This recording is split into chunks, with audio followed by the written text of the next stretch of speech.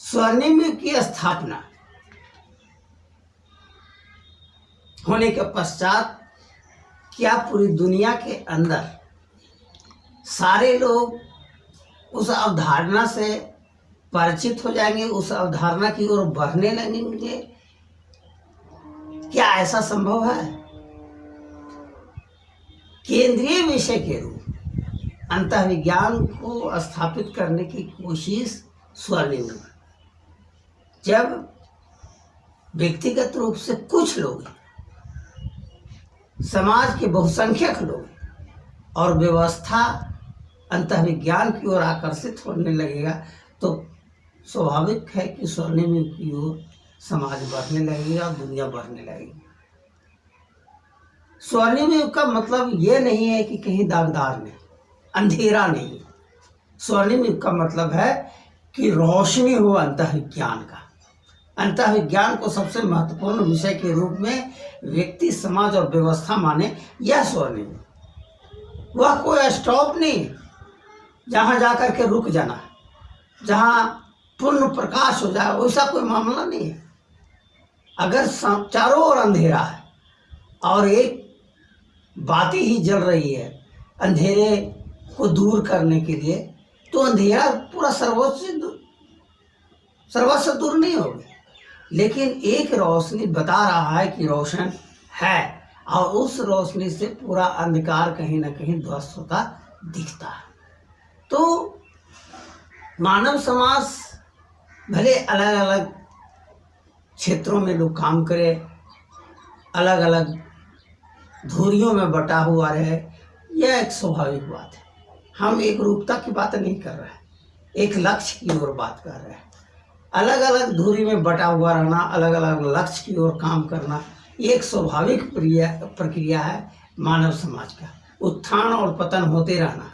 अंतःविज्ञान किसी समय सर्वोच्च स्थिति की ओर था प्राचीन सभ्यताओं के स्वर्णिम युग में, आज नहीं है। आज परिस्थिति ऐसी हुई गई कि अंतःविज्ञान से समाज दूर होता चला गया, व्यवस्था दूर होता चला गया, और एक बार पुनः जब समाज के अंदर अंतःविज्ञान प्रधान विषय बनेगा, तो लोग स्वर्णिम युग की ओर बढ़ना शुरू हो जाएंगे। तो मानव समाज का जो स्थिति है वह संक्रमित होता है, और संक्रमण जो होता है वह व्यवस्था की देन होती है, और व्यवस्था के अलावा परिस्थिति की भी देन होती है। जितनी व्यवस्था का उपयोग होता है उतना परिस्थिति की ही बात होती है, और परिस्थिति अगर मानव समाज के अनुकूल बना तो लोग अंतःविज्ञान की ओर स्वाभाविक आकर्षित होंगे, क्योंकि जो ज्ञान है उसे खोजना नहीं है। अंतःविज्ञान का उद्देश्य अखंडता की अनुभूति है, और अखंडता की अनुभूति को खोजना नहीं है, बल्कि अंधकार से आप दूर होते हैं तो अंतःविज्ञान स्वाभाविक प्रकट होता है, अखंडता की अनुभूति स्वाभाविक रूप से प्रकट होता है। यह सर्वोच्च ज्ञान है। भौतिक विज्ञान में जो भी उपलब्धि है उसे खोजना पड़ता है, उसके लिए प्रयास करना पड़ता है, लेकिन अखंडता की अनुभूति के लिए प्रयास नहीं करना पड़ता है। वह स्वाभाविक रूप से मानव समाज में या हर जीव जंतु में अखंडता की अनुभूति है, और उसी के आलोक में जिंदा रहता है। तो अखंडता की अनुभूति, जब अंधकारमय वातावरण से जब मुक्ति मिलेगी, तो लोग अंतःविज्ञान की ओर स्वतः रुझान की ओर बढ़ेंगे। अंतःविज्ञान और अखंडता उनका प्रधान विषय हो जाएगा, और जैसे ही प्रधान विषय होगा, अंधकार को दूर करने की कला लोग विकसित करना शुरू कर देंगे, और यह कला स्वर्णिम युग की स्थापना में महान भूमिका अदा करेगा, इसमें किसी भी तरह का संशय नहीं है।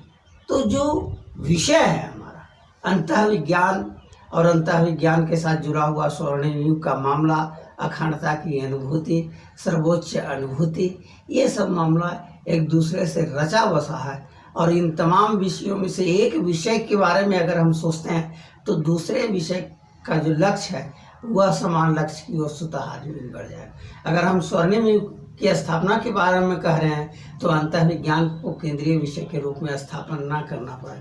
केंद्रीय विषय के रूप में अगर अंतःविज्ञान को स्थापित करने की बात अगर हम करते हैं तो इसका मतलब है कि स्वर्णिम युग की स्थापना के लिए हम स्वतः आगे बढ़ रहे हैं। अगर अखंडता की अनुभूति की बात कर रहे हैं तो अंतर्विज्ञान की अभिव्यक्ति होना है, अंतर्विज्ञान की अभिव्यक्ति होना है, यानी स्वर्णिम युग की स्थापना होना है। ये एक दूसरे से जुड़ा हुआ मामला है, बल्कि एक विषय को ही केंद्रीय विषय के रूप में अगर हम स्थापित करते हैं तो दूसरा ध्येय स्वतः पूरा होगा, यह निश्चित है।